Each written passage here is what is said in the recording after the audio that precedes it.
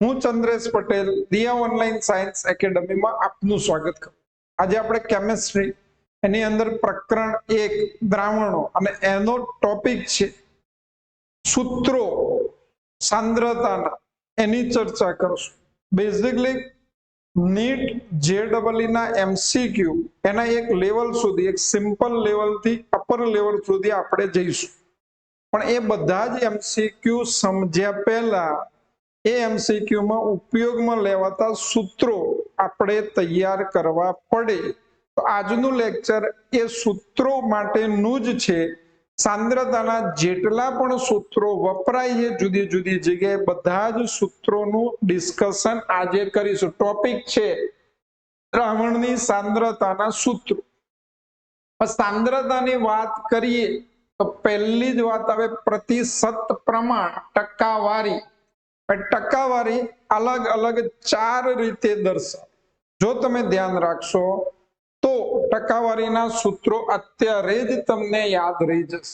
પ્રતિશત પ્રમાણ 4 રીતે, એક તો પરસેન્ટેજ, વેટ ટુ વેટ, વજનથી વજનના ટકા, પરસેન્ટેજ, વેટ ટુ વોલ્યુમ, વજનથી કદના ટકા એવું કહેવાય, પરસેન્ટેજ, વોલ્યુમ ટુ વોલ્યુમ, કદથી કદના ટકા, અને પરસેન્ટેજ, વોલ્યુમ ટુ વેટ, કદથી વજનના ટકા। આ બોલું એની અંદર જ સૂત્રો આવી જાય, પણ છતાં આપણે સમજવું હોય તો જે બેઝિકલી આ રેશિયો છે, ગુણોત્તર છે, આ ઉપર પહેલા લખ્યું એ તમારે દ્રાવ્ય માટે લેવાનું, પાછળ લખ્યું એ દ્રાવણ માટે લેવાનું, અને પ્રતિશત પરસેન્ટેજ નો સિમ્બોલ 100 થી મલ્ટીપ્લાય કરવાનું। ડબલ્યુ એને વજન ગણવાનું, વી એને કદ ગણવાનું। ડબલ્યુ વજન ગણવાનું, વી ને કદ ગણવાનું। તો આવી ગયું વજન કોનું? દ્રાવ્યનું, છેદમાં વજન દ્રાવણનું ગુણ્યા 100। તો તમારું સૂત્ર થઈ ગયું વજનથી વજનના ટકા। શું કહ્યું ભાઈ? યાદ રહી ગયું? કોનું? દ્રાવ્યનું વજન, શેમાં લેવાનું? ગ્રામ। દ્રાવણનું વજન એ પણ ગ્રામ, ગુણ્યા ટકા માટે 100। આ બધા જ સૂત્રો તમે બહુ સરસ રીતે લખી શકો। ચલો અહીંયા શું લઈશ? દ્રાવ્યનું વજન છેદમાં દ્રાવણનું કદ ગુણ્યા 100 થઈ ગયું તૈયાર।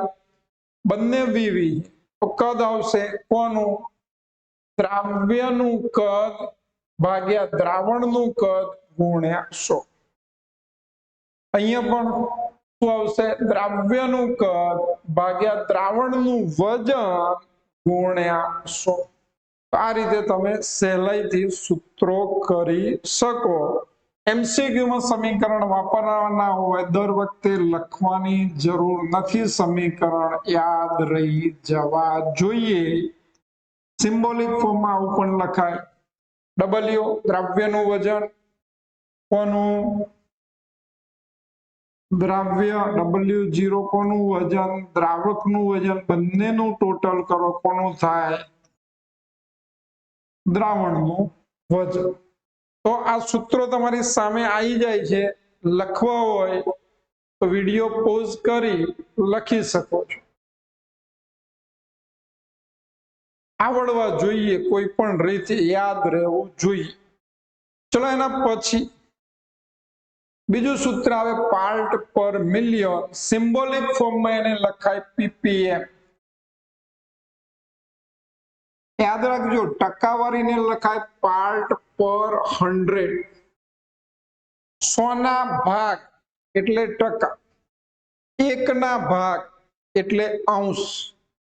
અહીંયા પાર્ટ પર મિલિયન, મિલિયન 10 ની 6 ઘાત એટલે 10 લાખ ને શું કહેવાય? મિલિયન। ચેન્જ કેટલો કરવાનો? તો કે અહીંયા વજનથી વજનના પીપીએમ શબ્દ લખું તો ટકાવારી નીકળી જશે। આ 100 ની જગ્યાએ 10 ની 6 ઘાત, આટલો ચેન્જ કરવાનો એટલે સૂત્ર થઈ જાય. વજનથી કદના ટકાની જગ્યાએ પીપીએમ, તો ટકાની જગ્યાએ અહીંયા મારે શું કરવાના, 100 ની જગ્યાએ 10 ની 6 ઘાત. તો આવી રીતે સૂત્રો યાદ સહેલાઈથી રહી જાય. એવું જ બીજું છે પીપીબી, પાર્ટ પર બિલિયન, તો બિલિયન એટલે 10 ની 9 ઘાત. ચલો અહીંયા હું વજનથી વજનના પાર્ટ પર બિલિયન શું લખું, વજનથી વજનના પીપીબી, તો અહીંયા ચેન્જ શું આવે, 10 ની 9 ઘાત. તો બંને સૂત્રો પણ જોઈ લઈએ ફરીથી. સેકન્ડ પોઈન્ટ આવશે પાર્ટ્સ પ્રતિ મિલિયન અને પાર્ટ્સ પ્રતિ બિલિયન. પીપીએમ નું સૂત્ર, પીપીબી નું સૂત્ર. એક વસ્તુ ઇમ્પોર્ટન્ટ છે, પાછી તમને સપોઝ કોઈ એમસીક્યુ માં પીપીએમ આપ્યું હોય અને પૂછે કે એના વેઇટ ટુ વેઇટ કેટલા છે, તો કન્ફ્યુઝન થાય. સિમ્પલી તમે એને કેવી રીતે યાદ રાખો, ભાઈ આ 10⁶ છે, એને આપણે આવું લખાય ને, બોલ સિમ્પલ તો છે યાર, લખાય 10⁻² into 10⁴. આ ભાગ યાદ કરી લો, હાલ જ સૂત્ર લખ્યું. શું થશે, percentage weight to weight into 10⁴ is equal to ppm. Relation તમને મળી જાય. શું મળે,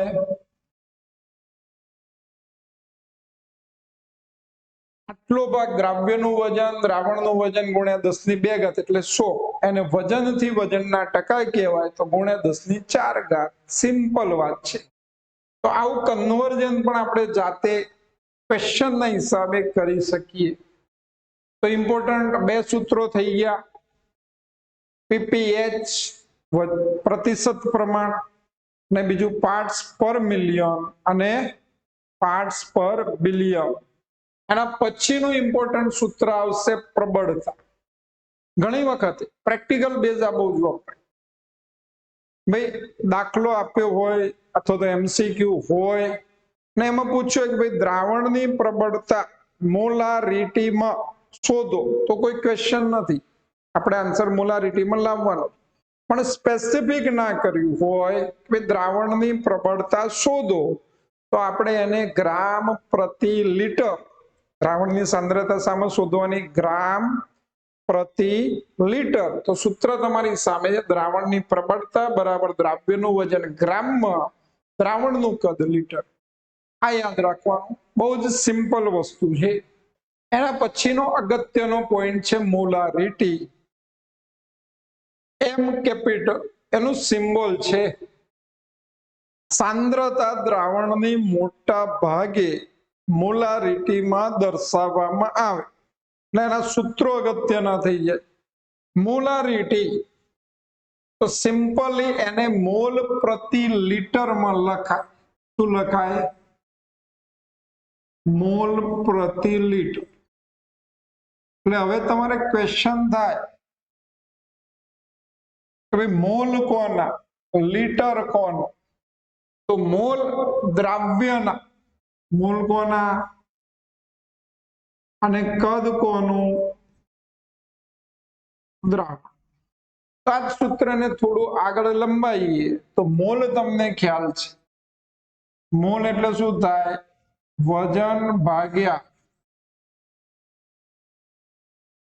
આણ્વીય દળ, વેઇટ અપોન મોલર માસ.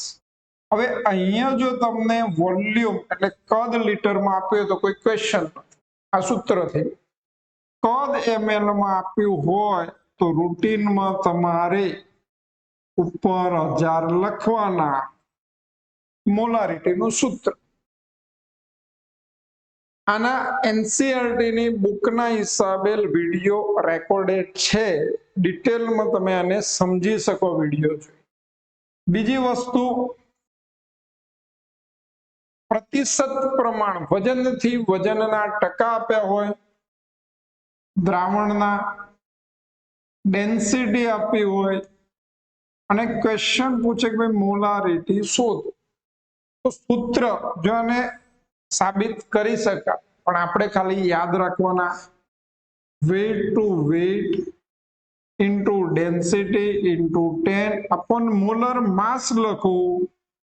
એટલે તમારે સમજવાનું આણવીય દળ સ્પેસિફિક ના હોય એટલે કોનું હોય? દ્રાવ્યનું. આણવીય દળ કોનું? દ્રાવ્ય. આ ત્રણ સૂત્રો તમારે યાદ રાખવાના છે. ફરીથી તમે એને લખી શકો છો, સિમ્બોલિક ભાષામાં મેં લખ્યા હતા એ જ વસ્તુ શબ્દોની અંદર પણ છે. જો ઘનતા 1 હોય તો ઉપરનું સૂત્ર વાપરી શકાય, અને ઘનતા આપેલી હોય તો આ સૂત્ર તમે વાપરી શકો. ઘણી વખતે ઘનતા ડેન્સિટી એની જગ્યાએ સ્પેસિફિક ડેન્સિટી અથવા તો વિશિષ્ટ ઘનતા, ક્યારેક ઘનત્વ પણ લખે છે, તો વિશિષ્ટ ઘનતા માટેનું સૂત્ર કઈ કરવાનું નથી. અહીંયા તમારે સ્પેસિફિક ગ્રેવિટી મતલબ વિશિષ્ટ ઘનતા લખી નાખવાની, એટલે બીજું સૂત્ર તમને મળી જાય. Molarity is equal to 10 into વિશિષ્ટ ઘનતા into percentage weight to weight upon દ્રાવકનો અણુભાગ. દ્રાવકનો અણુ. પછી કેટલાક સૂત્રો આવશે, જેમ કે દ્રાવણનું મંદન કરવામાં, એટલે એક કન્ડિશનમાં તમને મોલારિટી M1 આપેલી હોય એક દ્રાવણની, એનું કદ V1 આપે. માની લો કે મારી જોડે HCl નું દ્રાવણ છે, એક બીકરમાં આટલું આપ્યું છે. હવે એની અંદર હું VML પાણી ઉમેરું મિત્રો, પાણી, તો શું થાય? વોલ્યુમ એટલે કદ બદલાશે કે નહીં બદલાય? આ બદલાય ને. V1 હતું, સપોઝ 10 ml હતું ને 5 ml ઉમેર્યું તો કેટલું થાય? 15 ml. તો અહીંયા નવું કદ મળે V2. શું થાય તો પછી મોલારિટી એ બદલાય, તો નવી મોલારિટી M2. તો આ જે છે પણ HCl નું દ્રાવણ છે. હંમેશા યાદ રાખવાનું તમે પદાર્થને ઉમેર્યો નથી. આ મોલારિટીમાં જેટલો પદાર્થ હતો, જેટલા મોલ હતા એટલા જ મોલ આમાં પણ આવશે. અને મોલ શોધવાનું બીજું સૂત્ર લખવું હોય તો MV/1000. એક કન્ડિશનમાં, 1000 ના લખો તો એક કન્ડિશનમાં આની મોલારિટી M1 V1, તો બદલાયા પછી પણ મોલ્ડ તો એટલા જ રહે, એટલે શું કહેવાય? આને મંદન કર્યું કહેવાય M2 V2. હવે આ V2 એટલે શું? તો આ V2 એટલે થશે શું? V1 પ્લસ V બરાબર V2.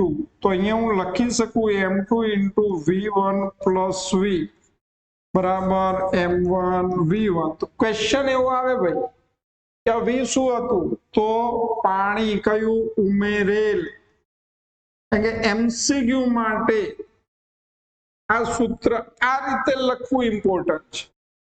તમે અહીંયા V2 લખી નાખો તો તમે V2 જવાબ લાવો, V2 ના આધારે જવાબ લાવો M2, અથવા તો તમને વોલ્યુમ કદ પૂછ્યો તો V2 લઈ દો.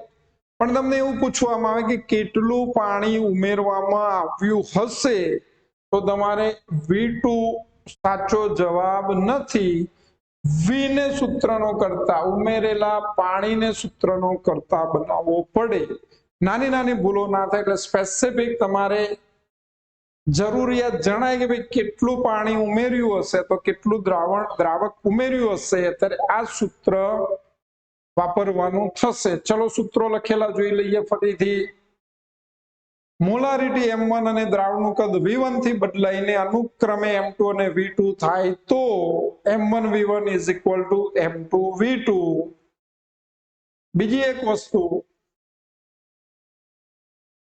કે એસિડ અને બેઝનું મિશ્રણ કરવામાં આવે તો તટસ્થીકરણની પ્રક્રિયા થાય. એવી કન્ડિશનમાં તમારે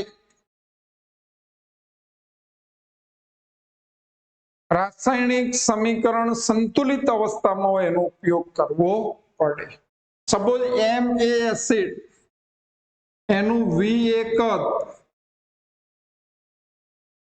એમ બી બેઝ ની મોલારિટી એનું વી બી કદ આ બંનેને મિશ્ર કરે તો સંપૂર્ણ તટસ્થીકરણ થાય પણ આ સમીકરણ માટે તમારે દાખલા તરીકે NaOH એની H2SO4 સાથે પ્રક્રિયા કરવામાં આવે તો શું બને Na2SO4 પ્લસ 2H2 એટલે આને બેલેન્સ કરવા અહીં 2 લખવા પડે એટલે સાચું સૂત્ર નોર્માલિટી જે જાણતા હોય NaV is equal two NbVb any discuss કરશું તો નોર્માલિટી માટે બેલેન્સ સમીકરણની જરૂર નથી કારણ કે અહીંયા આણ્વીય દળની જગ્યાએ તુલ્ય દળ આવે તુલ્ય ભાર આવે પણ અહીંયા તમારે શું કરવું પડે તો કે ભાઈ આ જે આંકડો છે સહગુણાંક નીચે લખવો પડે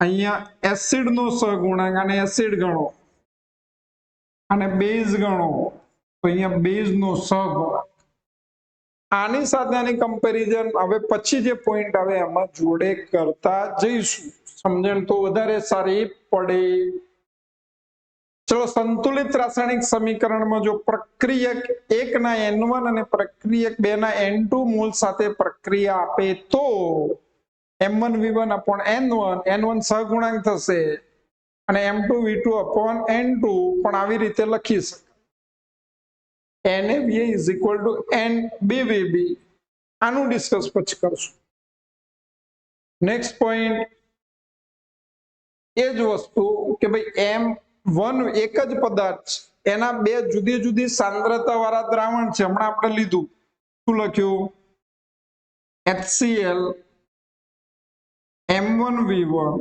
એની અંદર VMl એડ કર્યા શું થયું M2V2 હવે આ એક દ્રાવણ અને આ બીજું દ્રાવણ આને કાઢી નાખો આ બંનેને મિશ્ર કરો તો કદ કેટલું થશે V1 પ્લસ V2 અને મોલારિટી બદલાઈને M થાય તો અહીંયા સિમ્પલી M મોલારિટી ને કદ V થાય તો જવાબ શું આવે MV is equal to M1V1 plus M2V2 વધારે સિમ્પ્લિફાય કરું તો V ને નીચે લખી દઉં અને V ની જગ્યાએ શું લખું V1 plus V2 તો આ મને સૂત્ર મળી જાય મિશ્રણની મોલારિટી એમ શું થશે મિશ્રણની મોલારિટી બાકી તમને ખ્યાલ આવી જાય છે ચલો એ પણ તો આ સમીકરણો સૂત્રો યાદ રાખવા પડશે સપ્રમાણતા ફરીથી મોલારિટી નું સૂત્ર યાદ કરો શું લખ્યું હતું ભાઈ મોલારિટી બરાબર 1000 ગુણ્યા દ્રાવ્યનું વજન ભાગ્યા દ્રાવ્યનું અણુભાર ગુણ્યા દ્રાવણનું કદ આની જગ્યાએ તમારે સપ્રમાણતાને અંગ્રેજીમાં નોર્માલિટી કે નોર્માલિટી શોધવી હોય તો શું કરવાનું સિમ્પલ દ્રાવ્યના અણુભારની જગ્યાએ શું લખવાનું દ્રાવ્યનું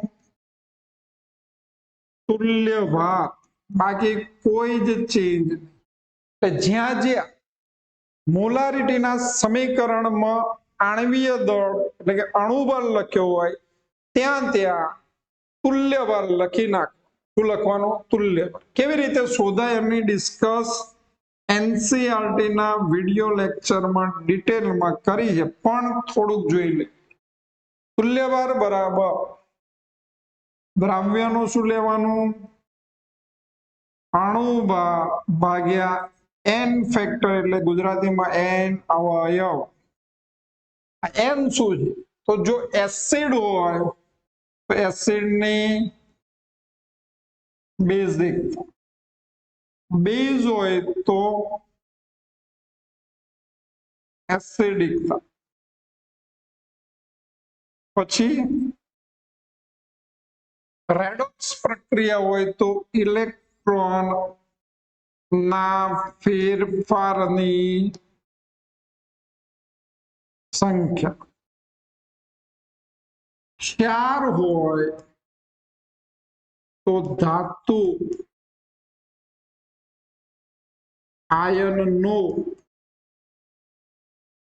કુલ વીજભાર, જેમ કે Al2SO4 થ્રાઇસ છે તો શું કરવા, એલ્યુમિનિયમ નો કુલ ચાર્જ ગણી લો એટલે 2 એલ્યુમિનિયમ નો વીજભાર 3 કેટલા થશે 6, એટલે Al2SO4 3 ના અણુભારને 6 વડે ભાગો એટલે એનો શું મળે તુલ્ય ભાર, એનો ઉપયોગ કરો ત્યારે તમને શું મળે નોર્માલિટી. બાકીના બધા જ સૂત્રો એ જ રીતે લખ. ચલો સૂત્ર એના જોતા જાઓ. નોર્માલિટી ખાલી દ્રવ્યનો તુલ્ય ભાર બદલાશે, મોલારિટી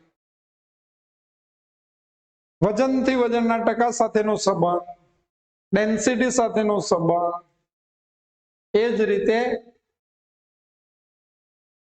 મંદન કરતા ડાયલ્યુશન તો N1V1 is equal to N2V2. એક જ પદાર્થના બે દ્રાવણને મિશ્ર કરવામાં આવે તો NV is equal to N1V1 plus N2V2. મિશ્રણની સપ્રમાણતા N છે જ, આવું પણ લખાય N is equal to, discuss થઈ ગયેલું છે, ઉમેરેલું કદ પાણીનું, તો આ પણ ઉમેરેલ પાણી V એટલે V2 minus V1, અથવા તો V2 is equal to V1 plus V, આનું જેમ મોલારિટીમાં ડિસ્કસ કર્યું એ જ રીતે આવશે, સિમ્પલ. તટસ્થીકરણ માટે તો NaVa is equal to NbVb. અહીંયા તમારે એક વસ્તુ બીજી ધ્યાન રાખવી પડે, કઈ તો નોર્માલિટી અને મોલારિટી વચ્ચેનો સંબંધ, તો n ફેક્ટર વડે મલ્ટીપ્લાય કરો એટલે નોર્માલિટી અને મોલારિટી થઈ જાય. એટલે અહીંયા જો આ વાત લખું NaVa તો n ની જગ્યાએ શું લખાય Ma, ની સાથે શું લખું n into V, તો આને Na કહી દઉં. ચલો આને Nb into Mb into Vb. તો આજે હમણાં આપણે ડિસ્કસ કરતા હતા એ તમને મળી જાય ડાયરેક્ટ. રાસાયણિક સમીકરણ ના આપીને તટસ્થીકરણની સંપૂર્ણ પ્રક્રિયાની વાત હોય, શું કહ્યું, કોઈ પણ રાસાયણિક સમીકરણ આપ્યું ના, રાસાયણિક સમીકરણ આપ્યું હોય તો સમીકરણને ધ્યાનમાં લેવું, કારણ કે એ વખતે એને ગુમાવેલા એસિડ હોય તો ગુમાવેલા H+ ની સંખ્યા, બેઝ હોય તો મેળવેલા H+ ની સંખ્યાને જોવી પડે. પણ સંપૂર્ણ તટસ્થીકરણની પ્રક્રિયા આપી હોય અને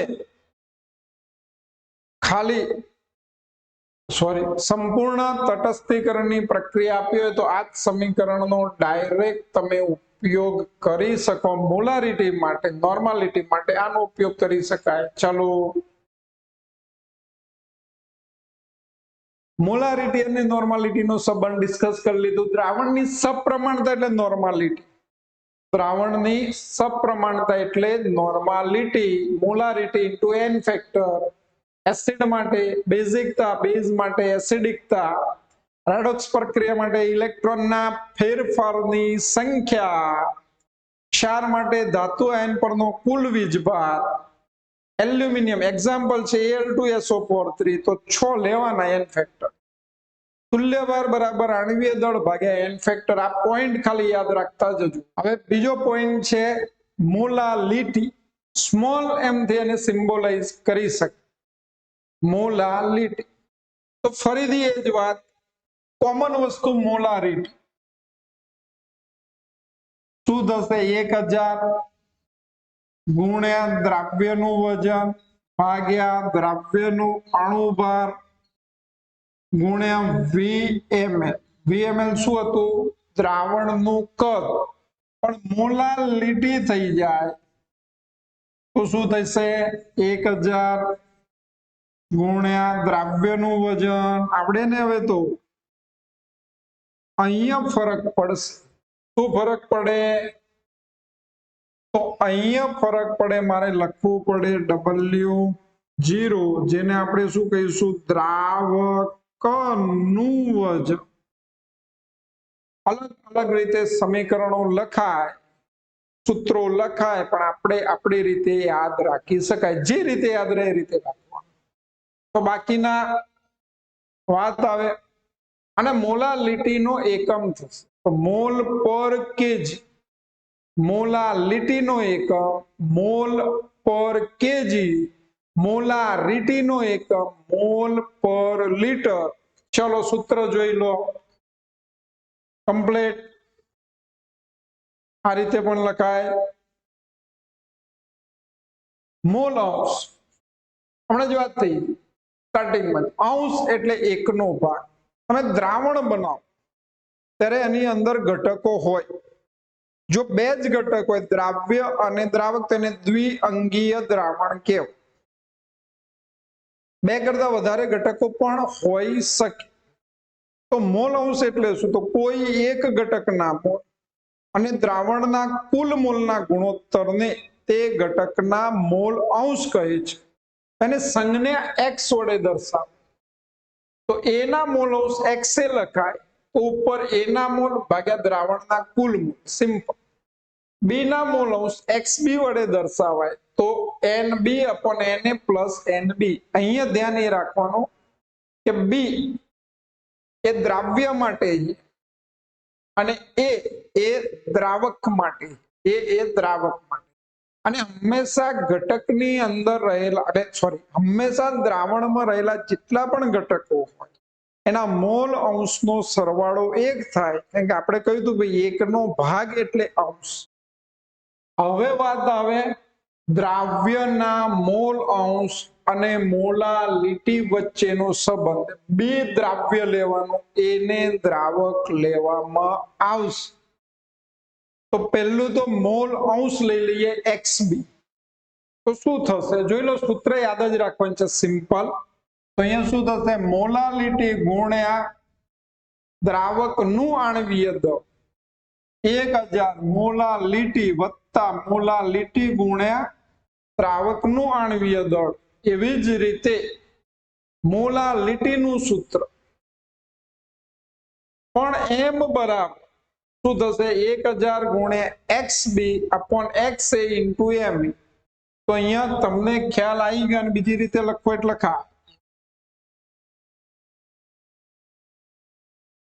બીજી રીતે લખવું હોય તો લખાય ઈઝી પડે એવું યાદ રાખવા XB upon X બંનેના મોલ અંશનો ગુણોત્તર 1000 અને છેદમાં m એટલે દ્રાવકનું આણ્વીય દળ જે ઈઝી લાગે એવું યાદ રાખી શકે મોલારિટી અને દ્રાવ્યના મોલ અંશ XB વચ્ચેનો સંબંધ હવે મોલારિટી કેપિટલ M ની વાત છે અને મોલ અંશ દ્રાવ્યના વાત છે તો યાદ રાખી લેજો ભાઈ દ્રાવ્યના મોલ અંશ XB બરાબર તો તમને કહ્યું આ m શું લેવાનું તો મોલારિટી એમ એ શું લેવાનું તો આણ્વીય દળ એ કોનું દ્રાવકનું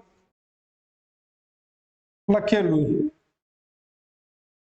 નથી લખેલું દ્રાવકનું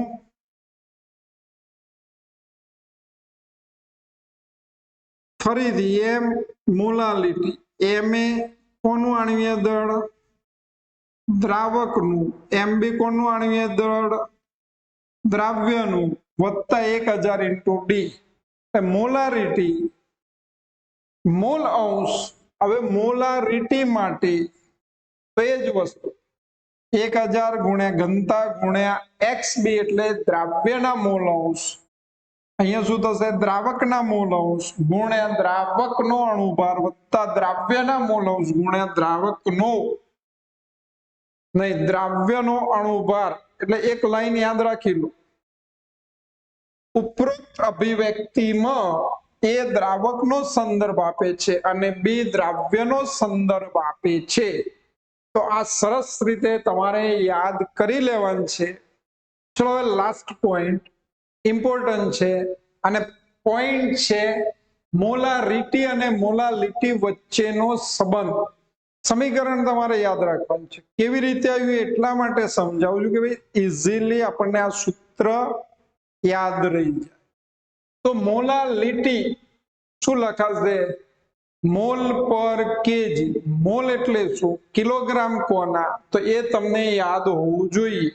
મોલાલિટી દ્રાવ્યના મોલ ગુણ્યા 1000. દ્રાવકનું દળ ગ્રામમાં લો તો. હવે આને થોડુંક ડિટેલમાં જઈએ.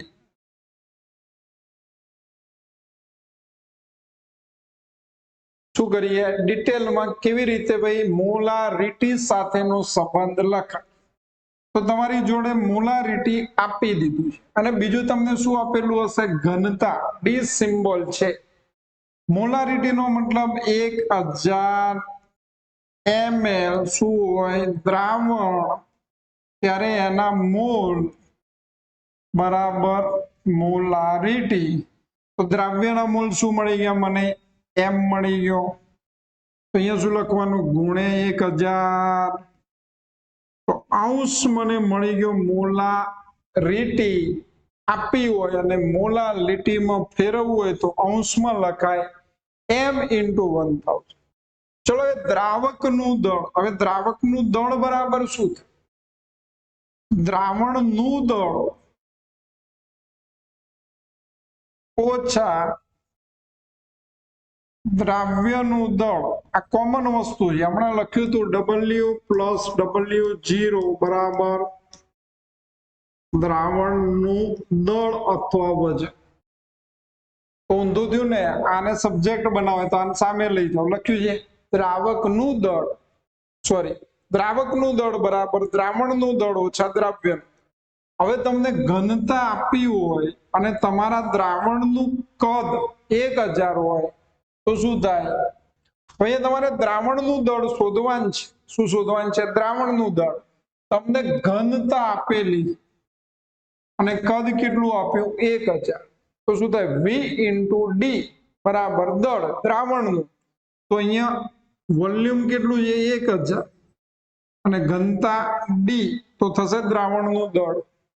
અને સામે માઇનસ કરવાનું છે દ્રાવ્યનું દળ. તો અહીંયા હમણાં જ કહ્યું મોલ બરાબર m. તો મોલને એના આણવીય દળ વડે ગુણી નાખો તો તમને શું મળે? દ્રાવ્યનું વજન અથવા તો દળ. તો મોલ તો એમ છે જ, તો એનું આણવીય દળ શું લખાય? Into MB. આ સૂત્ર તમને મળી. બીજું સમીકરણ જે મોટા ભાગે હું વાપરું, ઇઝી પડે છે, જેને જે યોગ્ય લાગે વાપરીશ. તો સિમ્પલી D upon M અથવા બરાબર 1 upon M પ્લસ મોલર માસ. એમ આ રીતે લખ્યું એટલે મોલર માસ upon 1000. આ સમીકરણનો પણ ઉપયોગ તમે કરી શકો. ચલો બધું જ ડિટેલમાં લખેલું આવશે. સૂત્રો બંને